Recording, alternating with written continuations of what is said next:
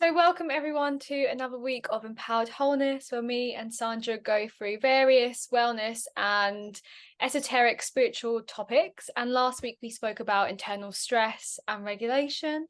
And this week we're going to be talking about change and transition. So, on that note, I'll pass it over to Sandra because this is more her topic. Well, I think although I think you've had your fair share and continue to go through your fair share of change and transition, so it's something that's really we all go through it, and we just have different ways of dealing with it, coping with it, and understanding it. And it leads on really nicely from last week. We were talking about stress, and the way that Jade works with breath work is incredible at work at regulating our bodies in terms of stress. So we had a really deep conversation, deep dive into that last week. But what we wanted to talk about is the fact that right now, this is something we feel is probably relevant to so many of us. We all go through periods of transition and change, and they can be small changes and adaptations that we need to make in our lives to that we just notice. And these are sort of just ongoing changes.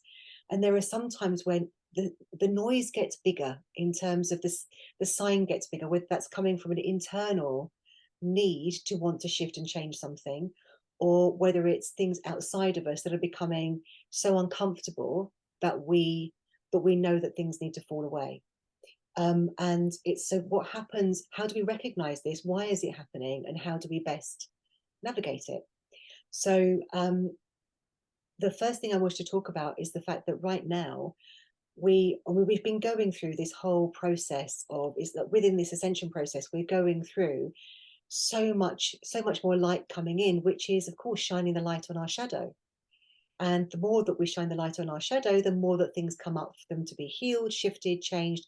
And it's all for us to evolve, to let go of anything that is hold anything that needs to be healed, anything that isn't in alignment with our truth. And so when we look at our spiritual path, really, there's so many things that we can talk about as to what that is. And we can be drawn into doing Reiki courses or looking at angels or looking at sacred geometry, all of which is part of that process. But the core of that is about ourselves and our own alignment to who we are. Because without that, everything is all external information that isn't really still helping us to align with us as a spiritual being in our process of transition and change.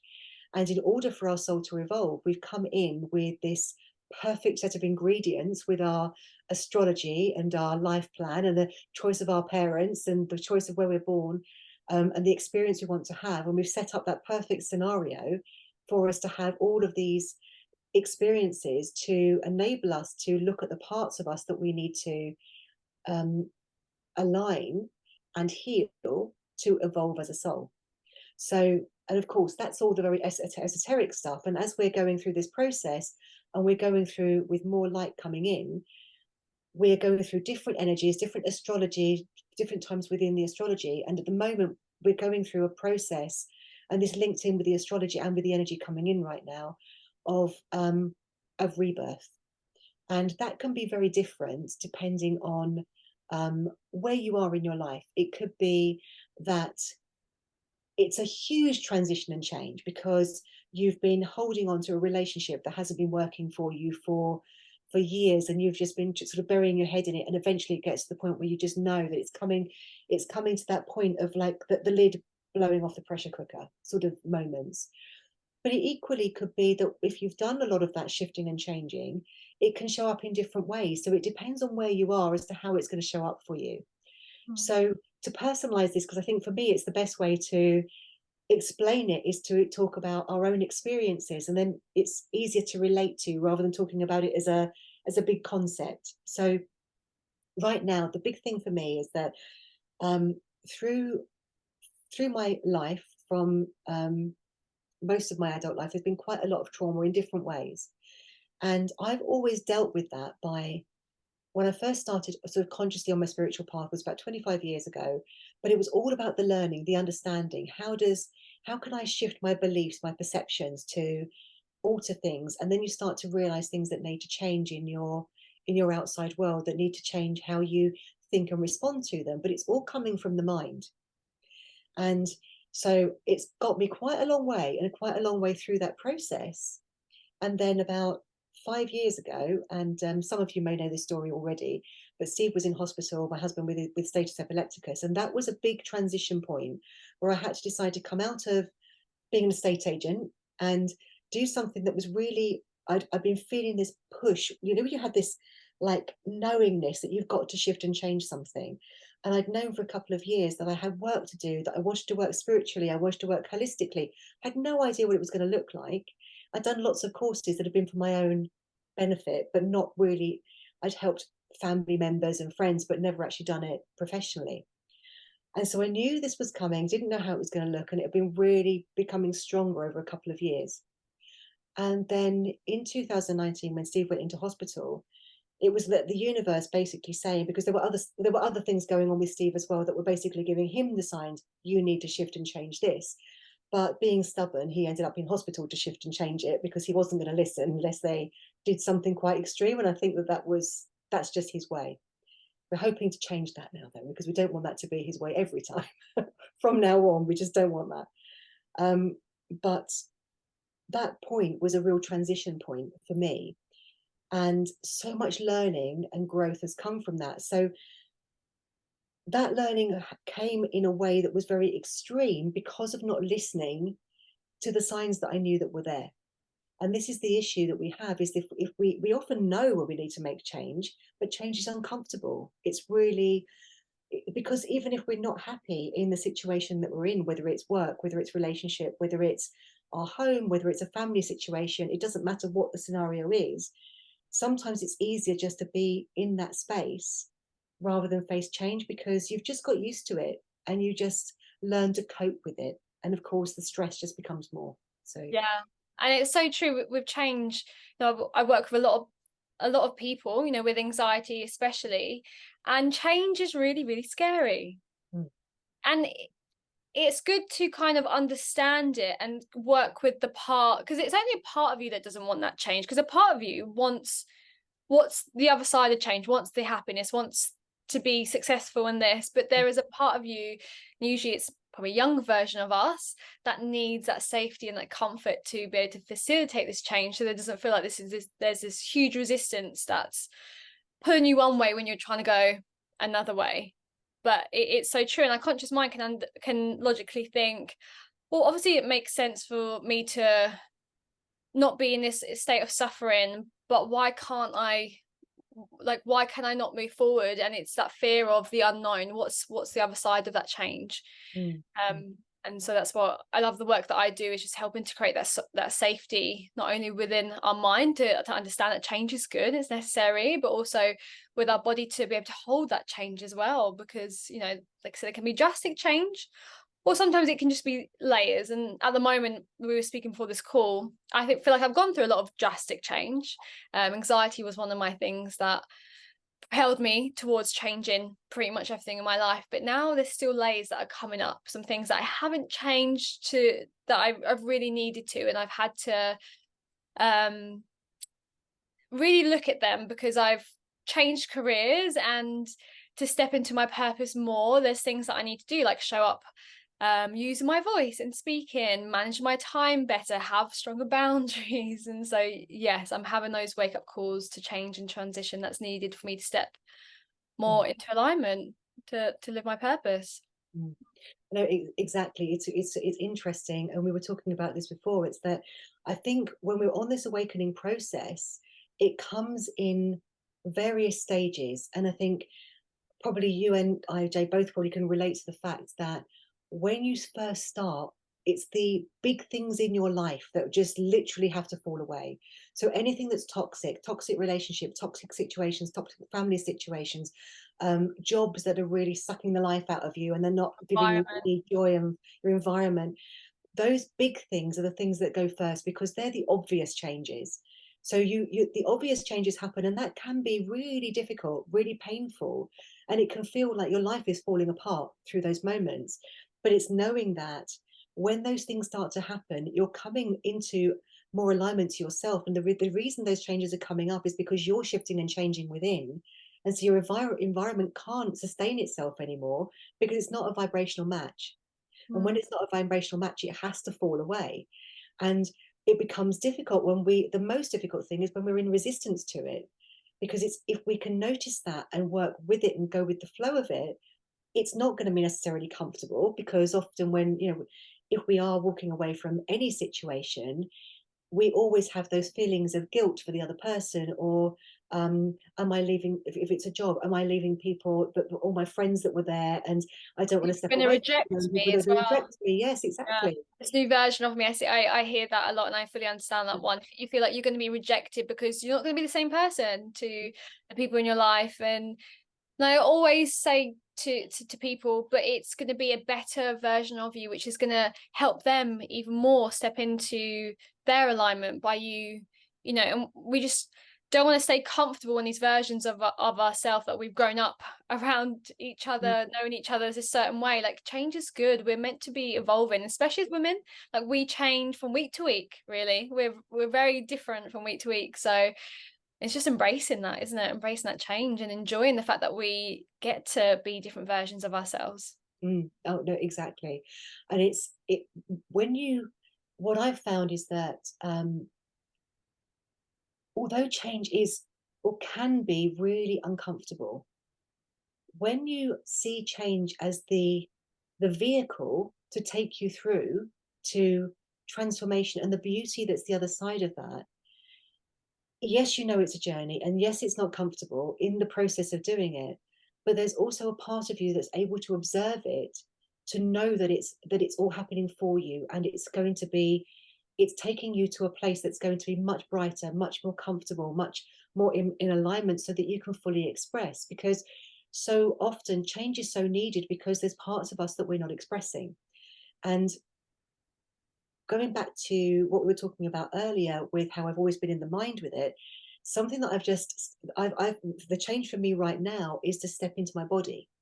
And this has been a really big one for me, because there's been quite a lot of trauma over the time. And Jade actually did a breathwork session for me this morning, which was absolutely phenomenal.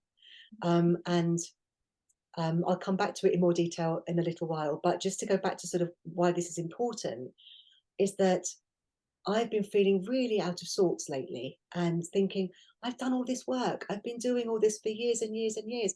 I don't know what else to do, because what I've been doing is everything has been from the mind perspective. What I haven't been, and I've been clearing it consciously, doing the sort of quantum healing on a cellular level, things like that. But what I haven't done is done it from the physical body. So, yes, of course, you're going to eliminate some of that, but you're not really going to be able to bring your body into the experience. And my sense is that there's a tipping point where your body is just holding too much for you to do it with your mind alone. And so you have to bring it in balance with your body. And this has come up for me. It's been building for a few months now, I guess, isn't it? We've been having conversations around this. And I've had so much resistance. So my conscious mind has been saying, you should be doing this and you want to be doing this. And then my body and that part of me that doesn't want to shift and change has been sabotaging. So, and I've been looking at it going, what's going on? Why is this happening? And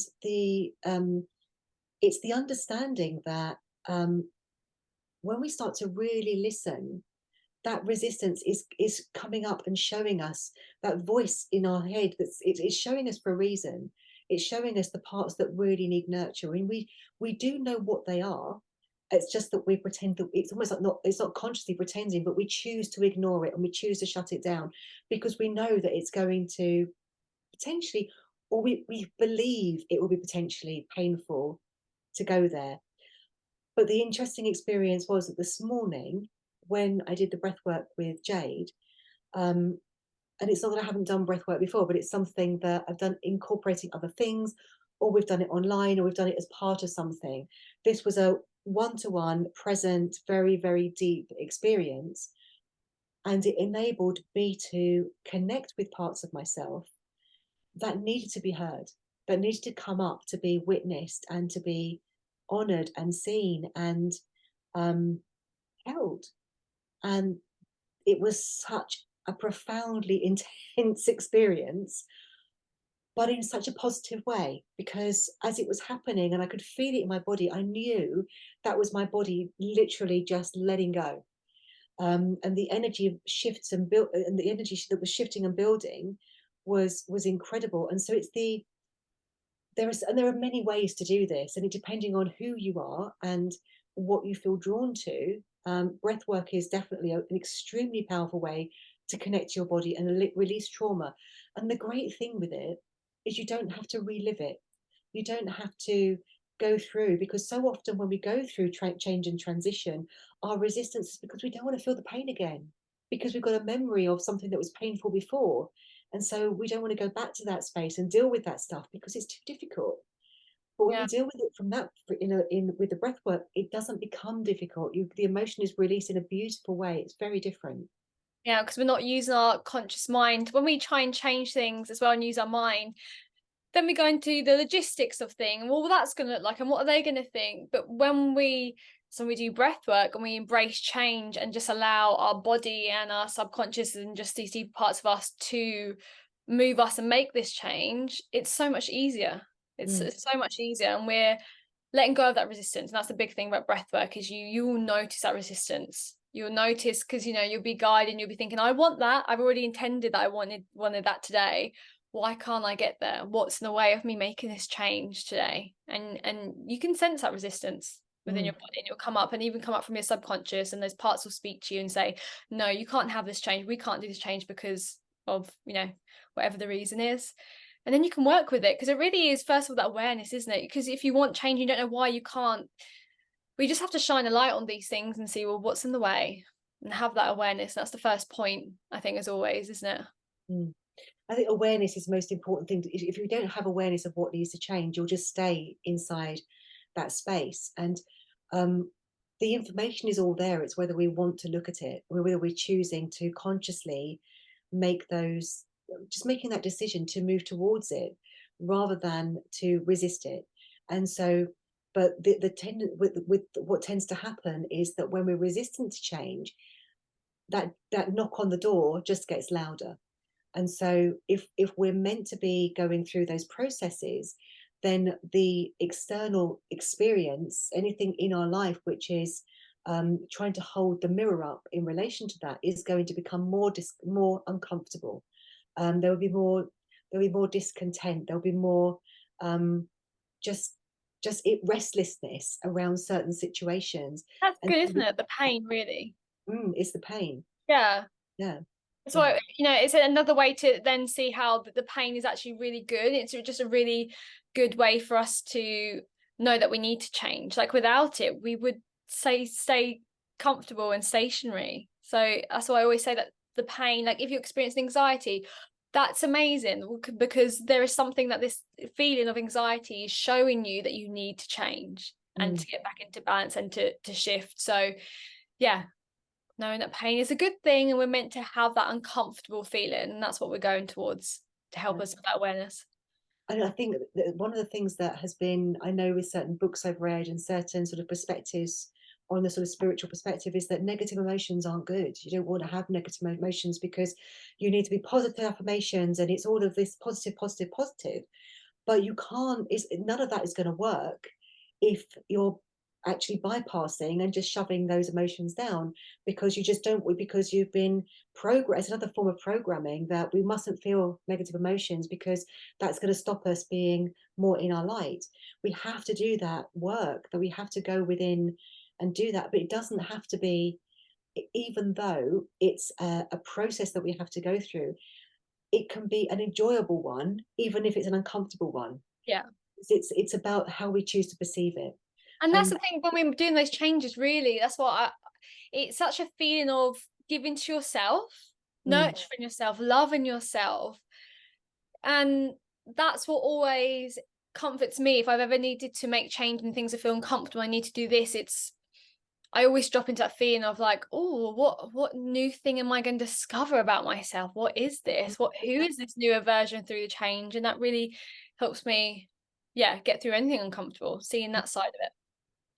exactly, because whenever I'm working with anything, whether it's from a um, you're looking at shifting a limiting belief, for example, which again is another form of change.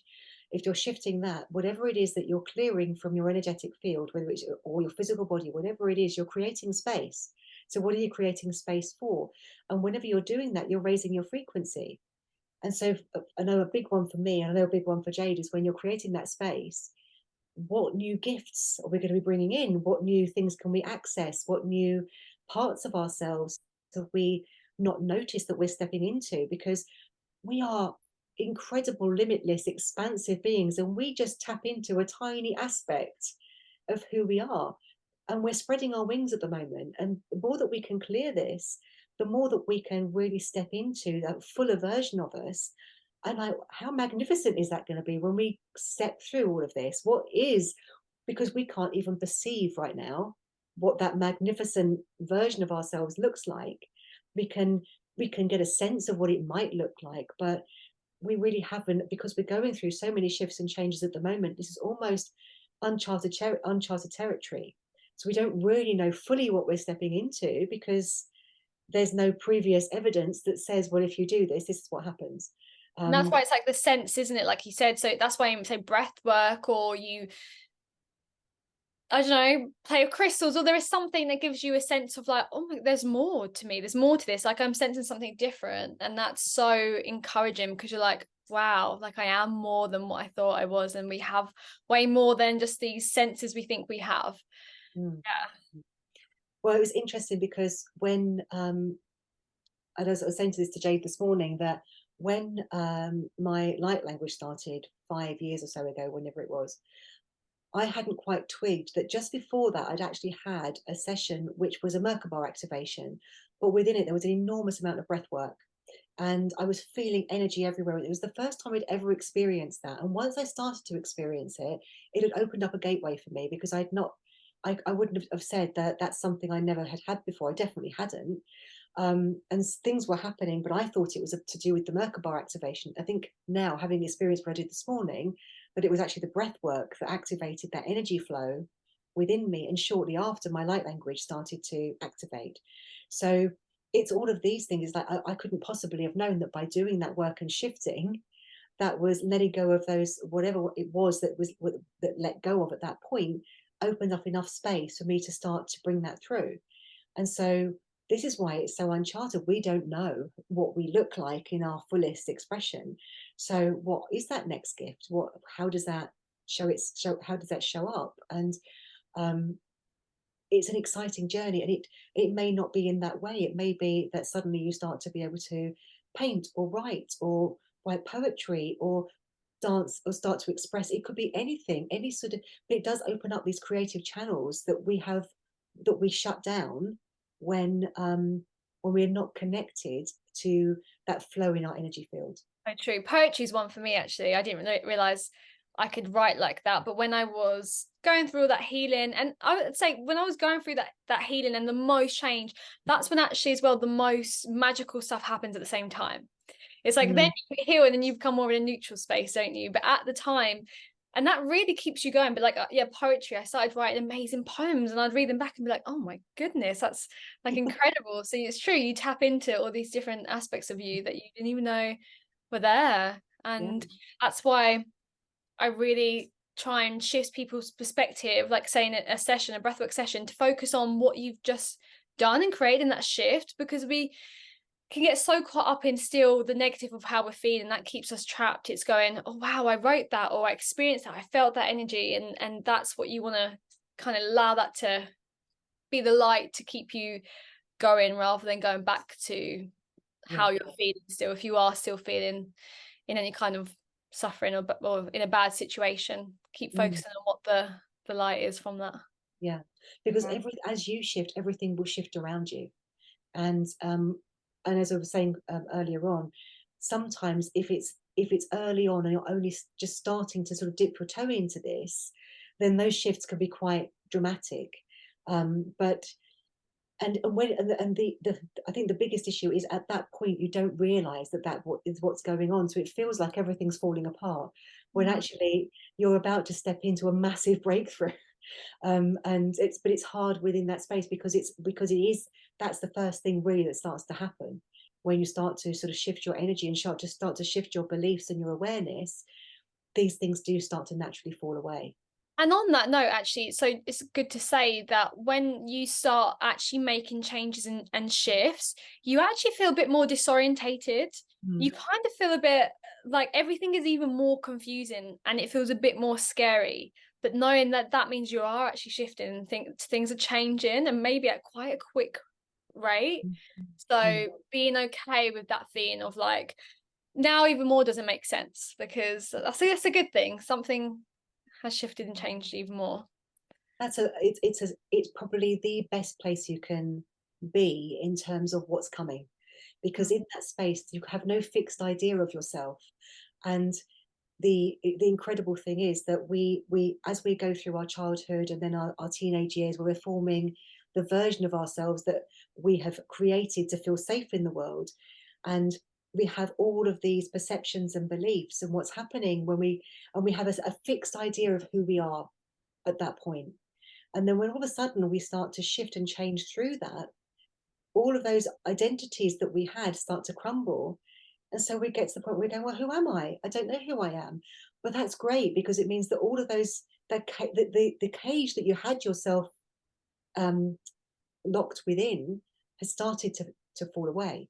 So there is no fixed identity, which is why it feels so confusing, which means that you can choose at that moment. Everything is a new choice.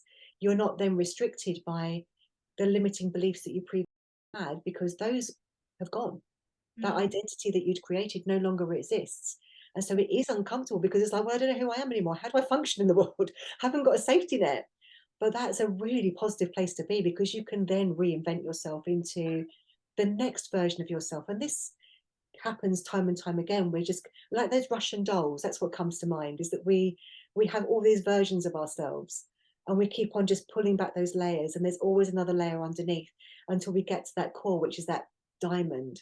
And so so the way that I see it is that if you imagine that with the Russian dolls, they're layers, but they're actually false. They're false identities that we're wearing, but they get smaller and smaller. So they're getting closer and closer to the core of who we are.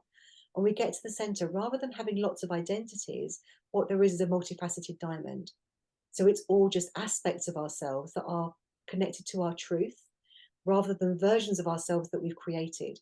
So we're able to reflect. And it's because I've often wondered this. It's like, well, what's the difference between wearing a mask to the world that we've created and showing different versions of ourselves? Because we can be different versions of ourselves at different times. We have different aspects of ourselves that show up depending on the people that we're with. And does that mean it's inauthentic? Not necessarily, because different people will bring out different aspects in us. Some people bring out a more playful side of us. Some people will bring out a more serious, like thinking side and the intellectual side, and other people will bring out the fun side. And so, but they're all aligned to who we are. If we're bringing those aspects of us forward from our truth and from our alignment, they become a facet of the diamond, rather than a version of that Russian doll, one of the layers that we've created to keep us safe. So it's Yeah. a beautiful journey.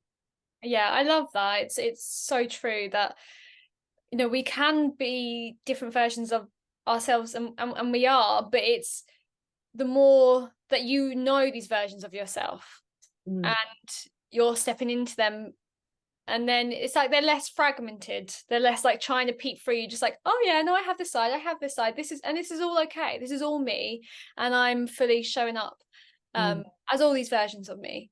But I think as well, talking about that is what really helps. Just think about my experience was having someone to tell you that everything's okay and everything is making sense. Yes. Yeah. Really important. And that's why just us helping each other and talking to each other, we really underestimate how powerful that really is and how much it gets us through change. Because without that kind of understanding and someone to go, yeah, no, you're on the right track, this is normal, this is okay, we go more back into, no, I just want to be comfortable, it feels too unsafe. And especially because a lot of the time, the people around you who are witnessing you changing will want you to change back. So they will be trying to project what their needs are onto you, so that you don't make those changes because it's uncomfortable for them. So it's important to find those people that can support you from a detached space almost of to be objective about your change rather than, and supporting and holding you in a safe space rather than doing it from a place with a bit of an agenda. And it's not that people that do that mean to, it's just their own way of coping with something that feels scary for them. So because if it is a family member, a partner, a child, it could be, you know, anybody that is seeing you shifting and changing, they don't want you to change because it's like, well, I've relied on you being this version of you, now what am I going to be dealing with? So if you're in that, if everybody around you is responding like that, it can make you, it can take you, you can have these senses of wanting to change, but then you'll go back into that again, and so you end up yo-yoing back in and out of that space True, until it's you're got to be ready someone external. for It was someone. never my friends or family. It was energy healers. I had a few different mentors. They were the ones that guided me through that. So it's so true. Was for Yeah. me too. I couldn't, my friends, family, work colleagues were well intentioned, but I couldn't really talk to them about what was really going on because they didn't understand. Yeah. They didn't understand it from the perspective that I was saying it. So it's really important to have somebody that you can speak to, that you can open up to, that can support you, mentor you, so that you are able to do it and feel held whilst you're doing it, and hold your hand through the process and not feel alone, because it's scary. It is literally that fool's journey where you're literally jumping off a cliff with your rucksack and like your knapsack on your back and into this new reality, and it feels as if there's no one there to catch you. So it's so much more helpful if you have got someone there that you can just check in with every now and again and just say, this has happened, this feels really scary, and they go, it's okay, just trust the process, allow it, listen to your intuition, don't allow other people's perspectives to override your own trust of yourself. You're on the right path. It's just those reassurances really help us to just take one foot in front of the other and know that we're going in the right direction. And all of it comes back to listening to ourselves. But when we haven't done it for so long, it takes a while for us to actually uncover and hear that voice. So Yeah, it's a beautiful journey, it is. challenging at times, and uncomfortable, but also magnificent, magical, incredible. It's just, And I do believe the people that will come into your life, like, you know, say if you go for a breathwork session or a Reiki session, usually I always find it's the person as well. It's not necessarily even the modality. You know, a lot of us that do this kind of work, it's not just because we do breathwork or we do energy healing. It's all the other things that we are and the experiences that we've had that can help that individual person. So it's yeah. always, again, that's tuning into, well, who is that person for me? Who am I resonating? Who do I feel drawn to? Mm. Because everybody's going to have a different piece of the puzzle, and the person that you're working with now, for example,